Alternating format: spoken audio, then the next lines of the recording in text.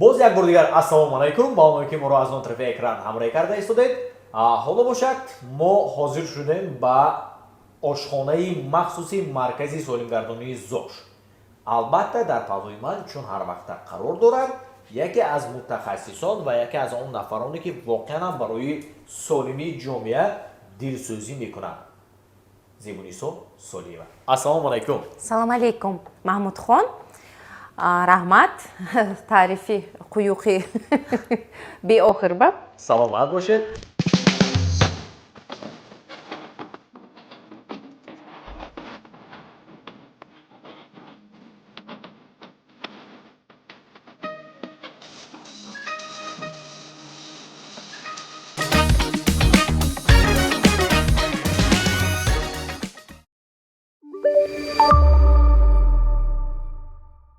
умед баром мебарам ки алон мо бо шумо метавонем боз як навъи маҳсулоти дигарро омода кунем ки воқеан барои солимии организми мо фоидабахш аст. Ҳамин тавр? Албатта.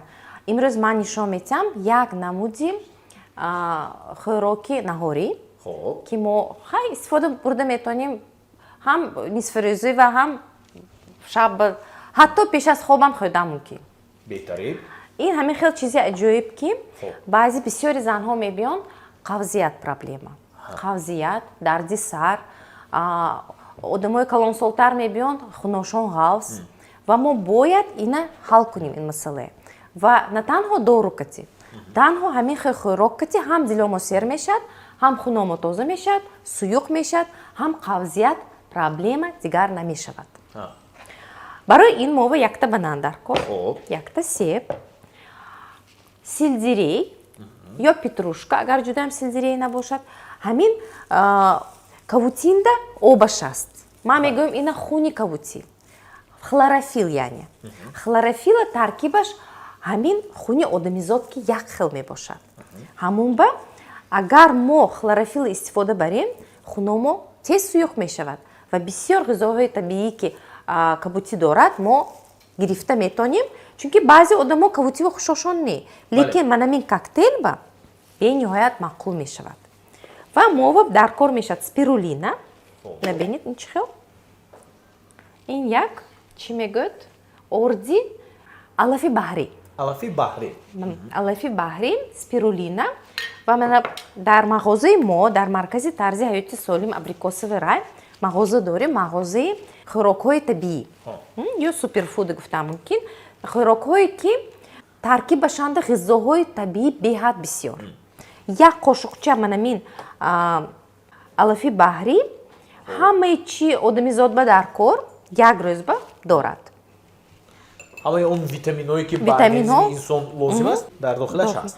магний, калсий, цинк, ҳамаи микроэлементҳо ва витаминҳо дорад ва ҳам чӣ мегӯяд сафеди дорад. яъне ҳамин қошуқча метавонад мумкин 100 грамм гӯшта ҷоша гирад. беҳтарин. ҳама намуд хлорелла дорем, келп ҳам ёд дорад дар таркибаш. ёди ки мова бениҳоят дар кор, ёд дар хӯрокҳои тоҷико нест тамоман. ва ба умеди намак шудан дар кор не. намак баям ёд бениҳоят кам. ҳамун ба ёда мо бояд аз ҳамин алафҳо гирем беҳтар. ва мова дар кор мешавад манамин тухми зағир.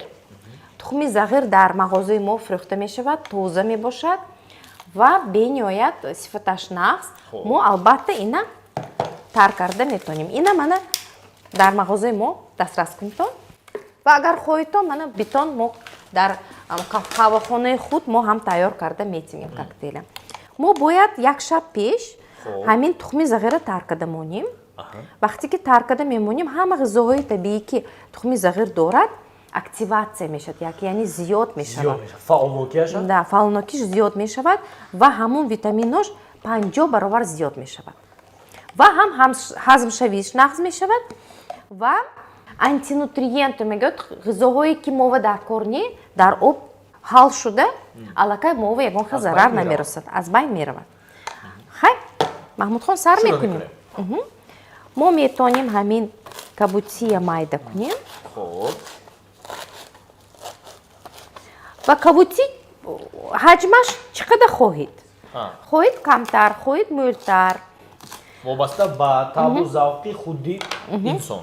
ва аҷоибиш ҳамин ки занҳо мебиён барномаи мова шаварошон ханда мекунанд.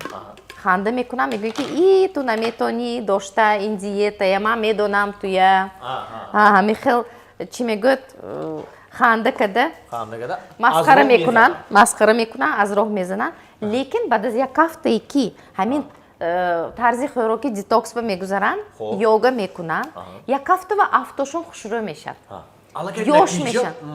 маълум 3 рӯз ба бовар мекунед 3 рӯз ба натиҷа маълум мешавад чунки обои изофагӣ меравад.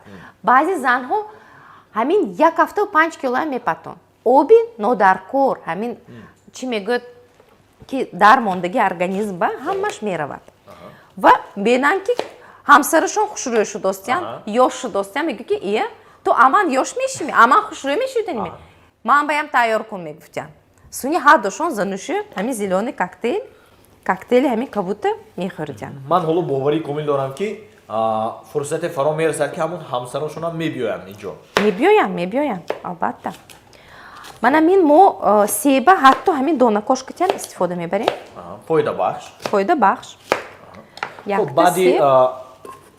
баъди кабутӣ мо себро ҳамроҳ кардем. баъди себ банан ҳам шира метиҳад ҳам чӣ мегӯяд ғавсӣ метиҳад ҳамин албатта банан ва вақте ки баъзе сезонҳое ки мавсимҳое ки шафтолу бисёр мешавад харбуза ё хурмо метавонед ба ҷои банан ҳамон чизорам истифода бурдам ё қатӣ кардан мумкин. суни мо ҳамин спирулина як ложечка меанзим як қошуқча ва ҳамин тухми зағире ки мо тар кардем ин омега 3 ду қошуқча меанзим. қошуқ ҳамроҳ мекунем. агар қавзият бошад мумкин 2 баробар зиёдтар анзим бо хато намекунем беҳтар. ва як стакон об.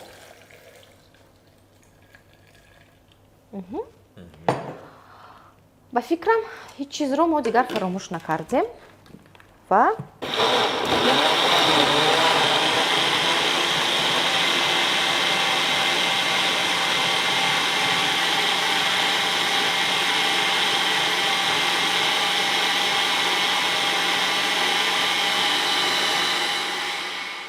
маҳмудхон мана коктейли кабудамо тайёр шуд. шумо тайёр меначишидан ба? рости ман бесаброна интизоре кашидам барои ки ба ман маззаи ин коктейл воқеан ҳам шавқовар. масалан ман донистам мехоҳам ки маззаи чӣ гуна дорад. баъзеҳо ранги кабуташ метарсану лекин маззаш бениҳоят аҷоиб.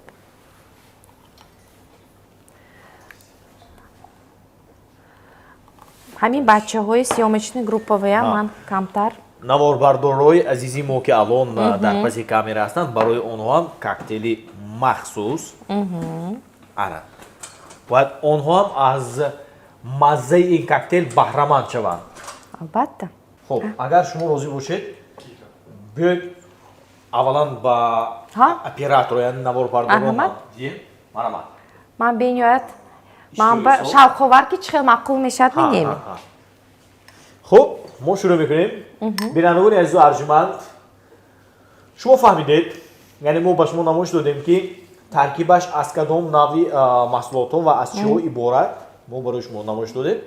коктейли мо омода шуд алон мо истеъмол мекунем ва шумо ҳам ҳамин барномаи моро тамошо кунед ва дар хонадони хеш ки воқеан умедваром мебарем ки шумо ҳам шароит доред омода кунед ва худатон бифаҳмед ки то кадом андоза мазза дорад ва ба организми шумо фоида бахш аст. ҳамин маҳмудхон ва агар хоҳанд мана қавахонаи себчии мова биён мо тайёр карда метим бо нишон метим мана ин маҳсулотҳои дастрас кунанд барои коктейл. бале воқеан ҳам ин навъи масалан маҳсулотҳоро на аз ҳар ҷо шумо пайдо карда метавонед. танҳо аз тухми зағир ва қавахонаи себча. кани иштои соф маззаи себ бисёртар маззаи себ дорад. бинандагони азиз мо ба шумо тавсия медиҳем ки ҳатман истеъмол кунед аз истеъмол шумо пушаймон намешавед. Муҳимаш пеш аз ҳама ба саломатии шумо фоидабахш аст. Ҳамин албатта. мо бояд хӯроки табиӣ интихоб кунем. Мо бояд ақаллан 50% тарзи хӯрокҳои иваз карда бо ғизоҳои табиӣ, бо растанӣ иваз кунем.